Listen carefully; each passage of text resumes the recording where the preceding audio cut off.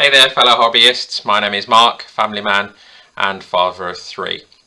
Today I'm going to be recording a short video and offer some suggestions on how to prepare and build your model. Now the first thing I'll discuss is the tools that I'm going to use, and then just do a little quick tutorial on how to prepare that model. I'll do some later videos on some painting techniques and also how to sort of like assemble it at a later date. So as always, I hope you enjoy. Thank you very much.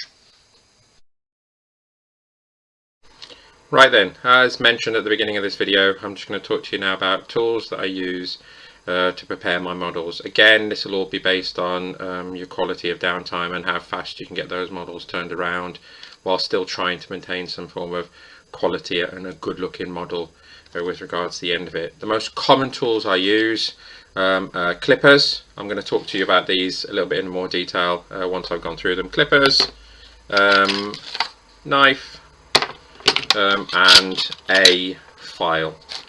Now, as you can see from what's left in my box, I do have a number of other tools which I've gathered over the years, like I said, just for utility purposes. I've got obviously some sturdier clippers, I've got a number of files, a couple of knives, and then just some common bits that I tend to use if decorating sort of like bases and things like that, just for storage purposes.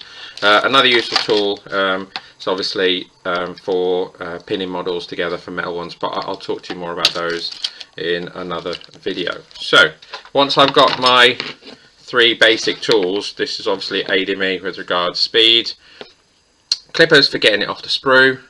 And I'll show you just I won't show you actually building a model, I'll just show you how I tend to use it. Now there are some discussions with regards to what's the best way to get a model off the sprue. I've used a number of different techniques over the years. Now some suggest obviously clipping the model away from the corner so that you get a little bit of sort of like residue of the sprue, and others suggest clipping it straight forward. Now yes, if you're building sort of like a model and you want to spend a great deal amount of time sort of like filing it down and making it look pretty, then yeah, giving yourself that little bit of extra and then trimming off the excess after is a good way. But again, with regards to me and speed and my limited downtime, what I tend to do is move the flat end of the clipper straight to where I need to clip. In this instance, it's the base of this particular model's foot, which is a Warlord's sort of like Commandos parachute unit.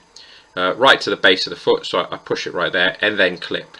That then sort of like saves me having to sort of like clean it off and trim it later on.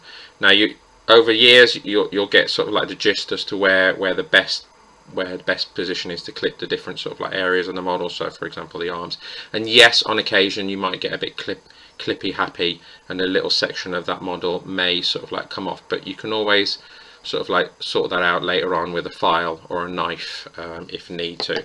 So once you've clipped it off, okay, what I tend to use then is either the file or the knife to clear off any mold lines or just trim it or do any customization. Now the file is good if you want to do, again, for speed, but it tends to leave sort of like a little bit of residue on that model, so you may have to end up either clearing it off afterwards, either with a knife or your finger, and giving it sort of like a little bit of a rub. The knife obviously a bit more dangerous, always remember to cut away from when you're cleaning the model, but I just tend to sort of like move it across the mold lines in a sort of like scraping fashion, away from you obviously if you can, but try and move it along the grain of whatever the model you're trying to do. So in this instance, if it was an arm, you're cleaning it sort of like away, and that will do that. Now sort of like one or two sort of like strong or firm strokes is better than sort of like gentle stroking. Again, it just saves you a lot of time. Sometimes as well you do not necessarily need to clean the mold lines. For example, if the mold line goes along an arm or a neck, for example, well, you're not going to realistically see that because you're going to stick the arm or the head in that position, thus hide it. So in later videos I will show you how I'm going to build a particular model using these three basic tools, and then in future videos I may show you some of the other tools in use if need be. Thank you.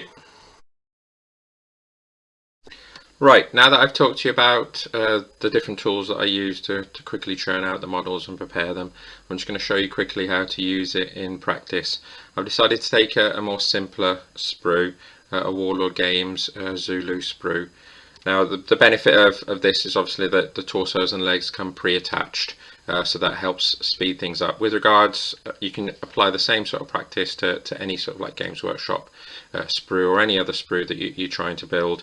I'm just using this so I can quickly go through it and show you.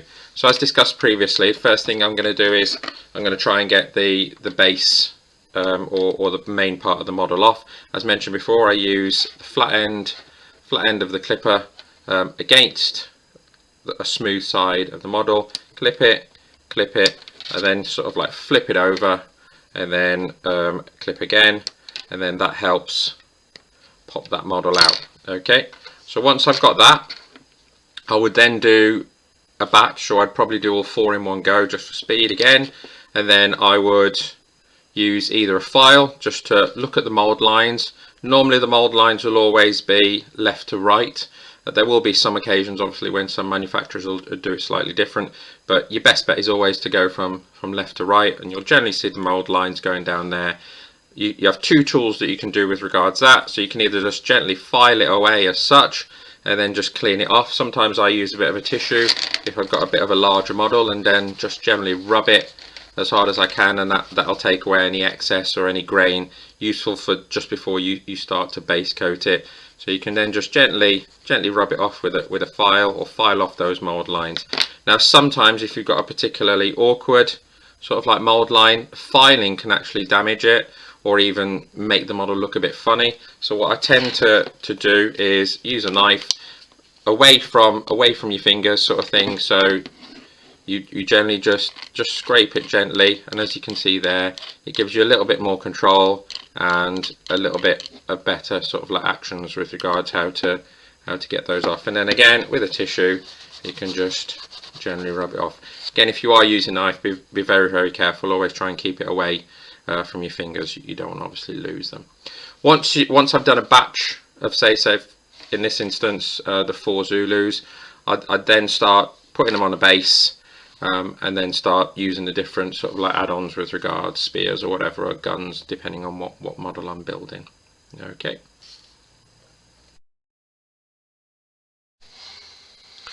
Right then, I hope you've enjoyed watching this video. As always, it's just purely my experiences over the years, and just offering some hints and tips on how to maximize your hobby time.